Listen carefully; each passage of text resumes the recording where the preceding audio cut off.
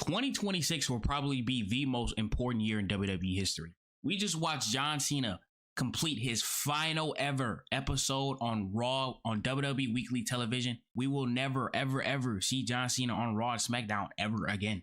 Like, maybe he'll make some appearances here and there, but he's done. As an active wrestler, he is done.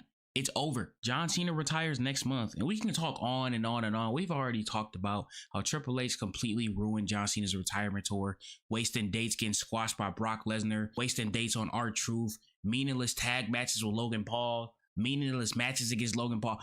We could go on and on and on. We already know this, okay? The nigga sabotaged his retirement tour. There will never, ever, ever be a megastar on the level of John Cena ever again in WWE. Or wrestling, period. I don't think we will ever see a wrestling star on the popularity and draw level as John Cena. Roman is the only exception, and John Cena is a way bigger star than Roman Reigns. Whether people want to admit that or not, I don't know if that's like a hot take, but John Cena is a bigger star than Roman Reigns. I hope we can all agree on that. Roman is all you got. Roman Reigns, I don't care about him no more. I don't care what Roman Reigns does. I'm not emotionally invested into him as a character or what he does. It's the same thing almost every single time he shows up. He shows up in a brawl at the end of the show or cuts a promo, gets written off TV, has a match, does the same thing, repeat. Written off TV, has a promo, does a brawl, get written off TV. It's the same thing. It has no substance. I don't care about what Roman Reigns is doing. Going into 2026, no John Cena and a part-time Roman Reigns has already got his foot into Hollywood. What is Triple H going to do? What is his plan going into 2026? Rumble and Mania season is around the corner. The Rumble is in 10 weeks. And most likely Sami Zayn is probably going to win the Royal Rumble. He's popular in Saudi, and they probably want to have that big moment, a celebration of Sami winning the Rumble. Me personally, I just don't really care for it. I don't want to see Sami Zayn win the Rumble. TKO, there has to be a level of urgency going into next year. There is no more John Cena. There is no Rock. Roman is part-time. Cody and Punk is all you got. Cody literally said in the podcast that this is his last WWE contract. He's retiring in 5 years. CM Punk recently said in an interview as well that the wheels is falling off. He's going to be retiring soon. These are your two WWE champions that have literally said they're about to be retiring in a few years. Who is about to lead this franchise, lead this company into the future? I don't know who it's going to be. They keep trying to position Braun Breaker as to be the guy. I don't see it. Unless he really shocks me and he just, this all-time great level generational talent that WWE is trying to tell us that he is, I just don't see it with them. I'm going to be honest. There was a tweet back in, I think it was May of 2011 that I seen got resurfaced. And it said something along the lines of, if John Cena retires, the WWE universe will die. There's no Rock either. I don't think we will ever see The Rock in WWE probably ever again, unless it's for the Hall of Fame. That Elimination Chamber moment, that is probably going to be the last moment of The Rock as an on-screen character in WWE. What else could Rock come back and do? Rock versus Roman? WWE is literally an unction at this point. It's just a bunch of old ass niggas. Like, bro, AJ Styles is retiring next year. AJ Styles, Uncle Allen, Kevin Owens broke his neck. Who knows if when he comes back, he will ever be the same. A neck injury, that is so serious. I've said this before and I'll say it again. The NXT men's division that is supposed to be the future, the people that is in NXT right now in developmental, outside of Oba, Trick, Ethan, and maybe Ricky Saints, it ain't nobody down there that is going to main event WrestleMania. Miles Bourne, no. Josh Briggs, no. Tavion Heights, are we serious right now? Tavion Heights? Lexus King, stop it, my nigga, stop it. Trick, Oba, and Javon should be the three pillars in the next generation for WWE. No questions asked. No questions asked. Trick Williams is still in NXT. Already won the NXT Championship. Already won the NXT North American Championship. Was the TNA World Champion at one point. Why is he still in NXT? He's starting to become the nigga that should have graduated high school that's repeating 12th grade at this point. Call him up. Smackdown is dying. Smackdown is a lifeless show.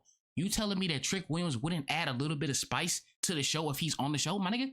Obafemi just had a 200 plus NXT title reign. Why is he still in NXT trying to fight for the NXT championship? I don't want Obafemi on SmackDown because it's Road Dogg booking the show. Like, Road Dogg is the worst booker ever. I don't know how Road Dogg still has a job, but that man has been killing SmackDown since 2018. And speaking of Road Dogg, AJ Styles had the nerve. AJ Phenomenal Styles had the nerve to try to go on Twitter and defend this dude, trying to act like he was just some godly elite level booker. Actually, Road Dogg, his ideas was being took by somebody else. You should give him another opportunity. Look, what has happened since then, bro? What has happened since then? SmackDown is the worst wrestling show in 2025. Literally AEW Collision. Collision is better than SmackDown. That should tell you everything you need to know. If you put Oba on Raw right now, he is instantly looked at as a top level threat if booked the right way. And with all the allegations, you know, Triple H is racist, you know, I really try not to get into that because it's a very serious topic. And I feel like a lot of times people just throw around the race word. Racist. No. But if Triple H fumbles Oba on the main roster, we gotta have conversations. Javon has already been on the main roster a couple times. Every time he's been on the main roster, he's shown out. The crowd already kind of knows who he is. So when he gets called up, he's going to be over as hell. Trick can be as over as Jay on the main roster. He's got the theme song and he's got the catchphrase. That's all it takes nowadays. A theme song and a catchphrase. Literally a theme song and a catchphrase. Whoop that Trick, and his theme got that sing-along feel to it. He would easily be a top babyface on Raw or SmackDown. Easily. And this is another thing I noticed. Where's the Street Profits? They were teasing a breakup angle with Angelo and Montez at Clash in Paris. Where is the Street Profits? I ain't seen them on TV in at least 3 weeks. They dropped the tag belts to the Wyatts. They lost over and over to them, and now they're just off of TV. Like, what's going on? I was excited to see where that breakup angle was gonna go because I've been wanting to see Montez Ford in the singles division for a very long time, bro. I want to see him as a solo star.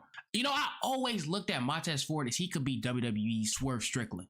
Like how Swerve is to AEW, I always looked at Montez, he could be like Swerve. This nigga is good as hell. During this time in WWE, this is where things are supposed to pick up. After War Games, it's Mania season. It's the Royal Rumble. Like, we gotta start getting things clicking. People don't realize that during the worst periods of WWE, they always had a loaded roster. But the fact is, the creative was just bad. The 2010s was bad. I was there.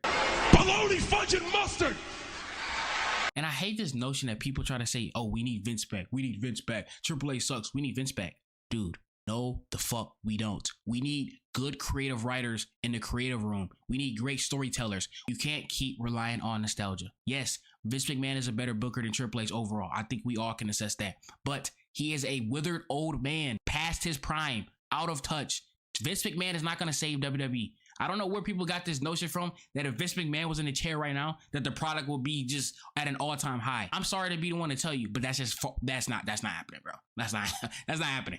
When WWE came back from the pandemic, I remember everybody complaining about how bad the product was. Like, just stop.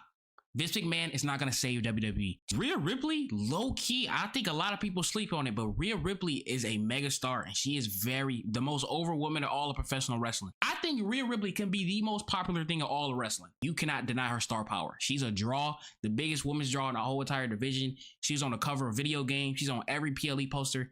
This is her division. She is the future of women's wrestling, and you can say the future of wrestling as well.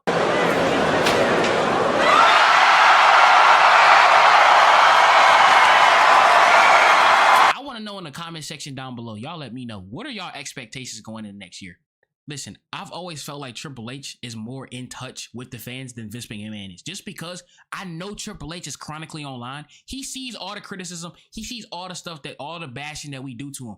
Because this kind of confirmed my theory too. After the Elimination Chamber, doing the post-scrum media, the media session, this nigga had the nerve to say this. Feel like we're on the road to WrestleMania now? They gave me all the clarity I needed. Oh, this nigga's online. He's reading our tweets. He's reading everything that we say about him. Because if he wasn't, he wouldn't have said that. And I know in that moment when he said that, he thought he was so tough. I refuse to believe he is backstage thinking that what he's producing week to week is good shit.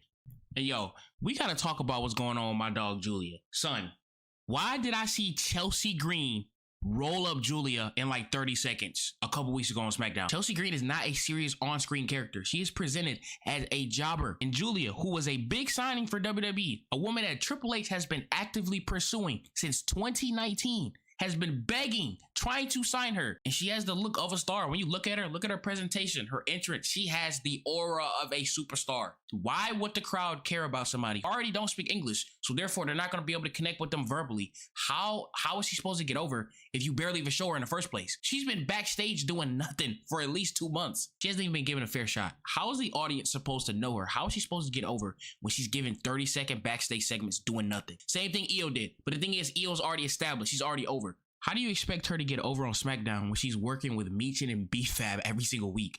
When Io debuted on the main roster, she was in a faction with Bayley. Bayley is a horsewoman, a woman who has done everything in WWE. She's a legend. Damage Control was literally created to get Io over. That was Triple H's plan. He put that faction together because he wanted Io to be the star of the group. And you throw Giulia in the deep end on a lackluster SmackDown women's roster with Kiana James. You could ask any WWE casual fan right now, do you know who Kiana James is?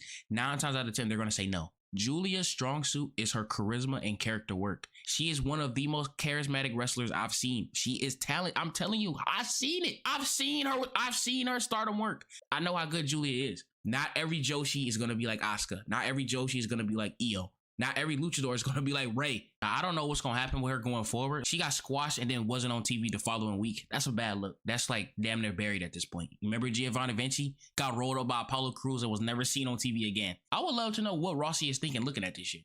His prized possession, his star that he gave to Triple H. Look at the way that he has been booking her, bro.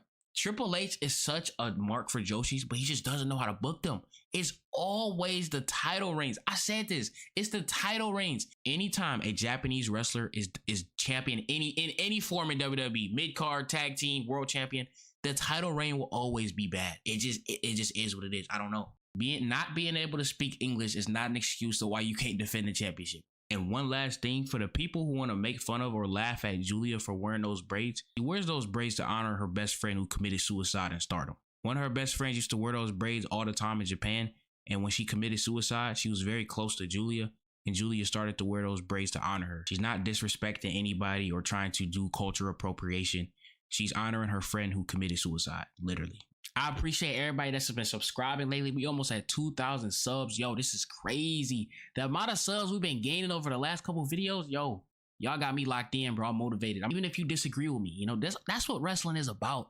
It's all about perspective and it's subjective, you know? Everybody has different opinions. You could think Kurt Angle's the greatest wrestler of all time. I could think Shawn Michaels is the greatest wrestler of all time. You know, everybody has a different opinion, and that's what I love to see.